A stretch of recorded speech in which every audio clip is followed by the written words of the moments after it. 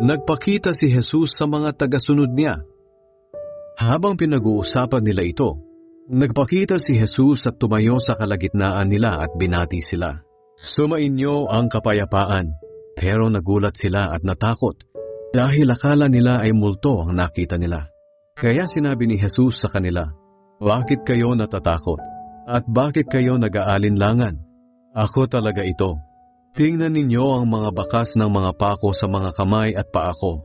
Hawakan ninyo ako at pagmasdan. Hindi ako multo. Ang multo ay walang laman at buto, pero ako ay mayroon." Pagkasabi niya nito, ipinakita niya sa kanila ang kanyang mga kamay at paa.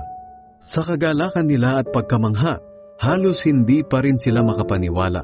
Kaya tinanong sila ni Jesus, "Mayroon ba kayong pagkain dito?" Binigyan nila si Jesus ng isang hiwa ng inihaw na isda. Kinuha niya iyon at kinain sa harap nila. Pagkatapos sinabi niya sa kanila, "Sinabi ko na sa inyo noong magkasama pa tayo na kailangang matupad ang lahat ng nasusulat tungkol sa akin sa kautusan ni Moises, sa mga isinulat ng mga propeta at sa mga salmo." At binuksan ni Jesus ang isip nila upang maunawaan nila ang kasulatan.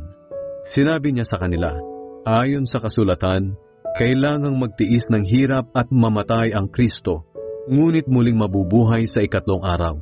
At dapat ipangaral sa buong mundo mula sa Jerusalem na sa pamamagitan niya ay patatawarin ng Diyos ang nagsisisi sa kanilang mga kasalanan.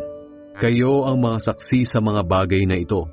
Isusugo ko sa inyo ang banal na espiritong ipinangako ng Ama. Kaya manatili muna kayo rito sa Jerusalem hanggang sa dumating sa inyo ang kapangyarihan mula sa langit."